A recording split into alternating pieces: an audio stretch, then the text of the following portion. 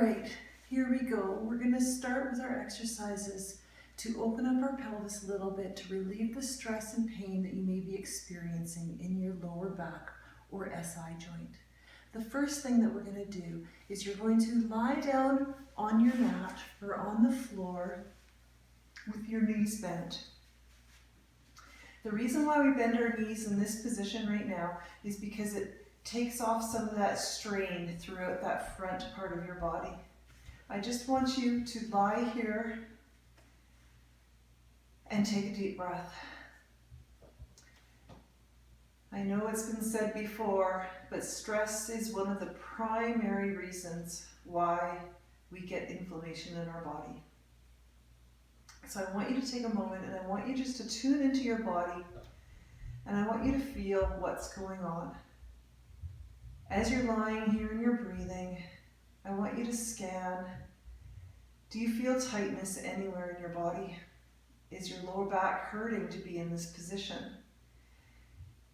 As you scan up your spine, do you notice, are your shoulders tight? Is your jaw clenched? Are you holding tension behind your eyes and your forehead and your temples? Give yourself a little shake. Try to let that go. We're going to start today. I want you to place your index fingers and your thumbs together and you're going to make a little diamond. Put your index fingers on the top of your pubic bone and the palms of your hands on your hip bones. From here, I want you to inhale and just notice if your hands move, and then exhale. Inhale and exhale. As you're breathing, I don't want you to lose any space between your shoulders and your ears. I want all of this action to be coming from your diaphragm, from down below. I'm going to straighten this leg so you can see better. When I inhale, my thumbs come up and I'm tilting that way. When I exhale, my fingertips come up and I'm tilting this way. This is the natural rhythm of our spine when we're breathing. So often when we are stressed out, we tend to breathe very superficially and very much from the top of our lungs. So we don't get this natural rotation of our pelvis. Remember in the diagram what I showed you before with the model, the pelvis, this is the pelvis here. It comes up this high and to this low. So when we're breathing, it should be rotating. So inhale, rotate, exhale. Exaggerate the motion. Exaggerate it so much that you're actually rocking. I don't want your hands to be like this. I want them on top of your pelvis. I'm just doing this for demonstration's sake. So inhale, exhale. Try to massage on the ground your entire sacrum and get connection. So you're rotating along the sacrum to the tailbone and then back up to the top where that SI joint is. Inhale, exhale. Inhale, exhale. Excellent. Now I just want you to find your neutral. Where's your neutral? What we're going to do now, if we put our hands back on the top of our pelvis, if we considered that was 12 o'clock and that was 6 o'clock, what I want you to do now is I want you to go lift your pelvis 3 o'clock, 9 o'clock. Inhale, exhale to center. Inhale, exhale to center. Inhale, exhale to center. This is not a big movement at all. What we're really focusing on here is the connective tissue, is the fascia. We're not focusing on muscle movement at all. We want to teach your body that your pelvis is allowed to move, that it's not stuck in stone, that it's this fascia, this connective tissue doesn't have to be encompassing and holding on so tight all the time, that we have freedom of movement. And if we can practice on the mat, then what will happen is when we go into our real life, our body will remember that integration because we're using our breath. And we're using our breath all the time. So there's going to be a connection there.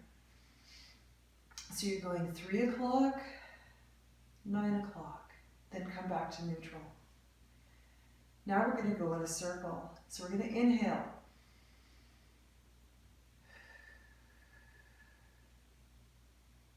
And I'm going around, going to 9 o'clock and 12 o'clock. Continuing to breathe. Do you notice how your pelvis can move and your upper body doesn't need to be part of this equation? So if I put my hands here under my ribs, you may be able to see a little bit better. And I'm going around in a circle.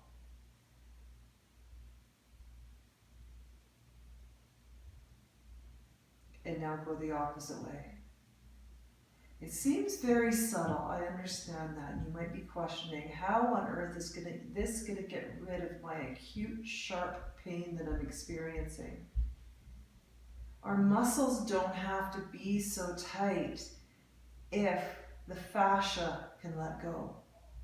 So we're focusing on that cobweb. We're focusing on the fascia.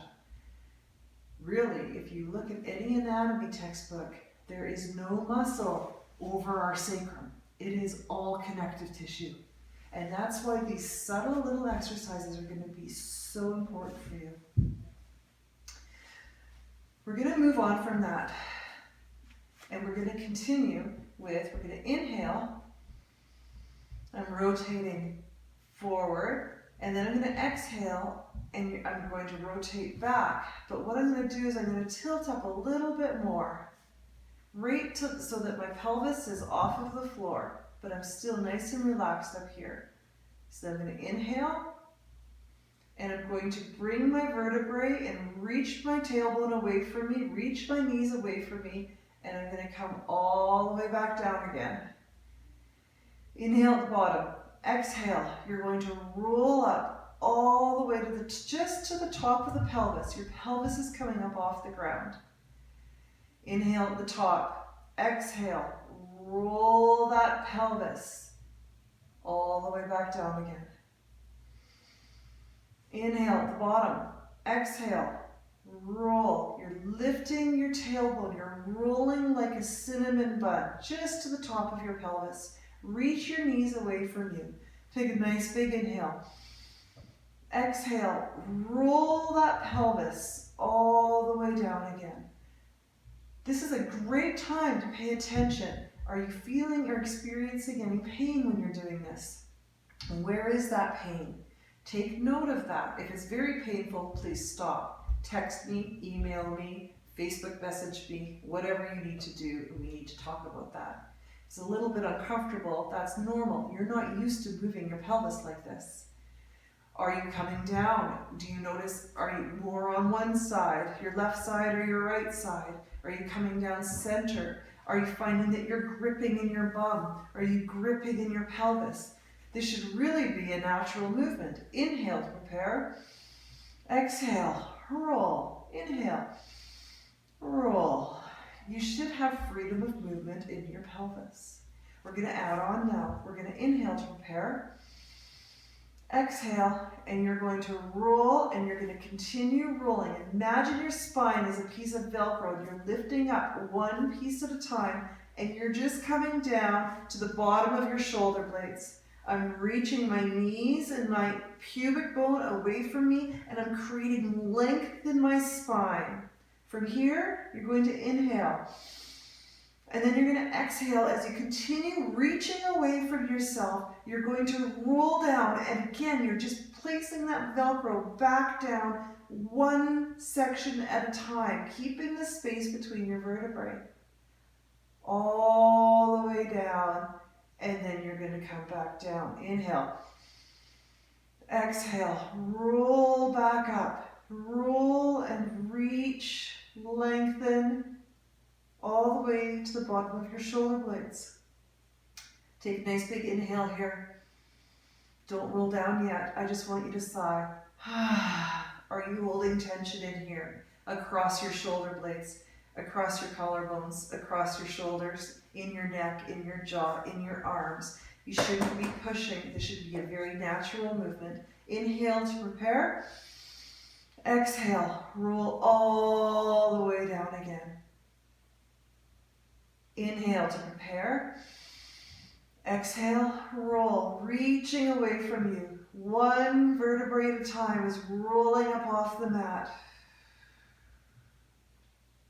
Inhale. Exhale, reach away from you. Bring that vertebrae one at a time. This is really going to take practice. Most of us are very flat. We've lost that curve in the lumbar spine because we've been sitting on our sacrum.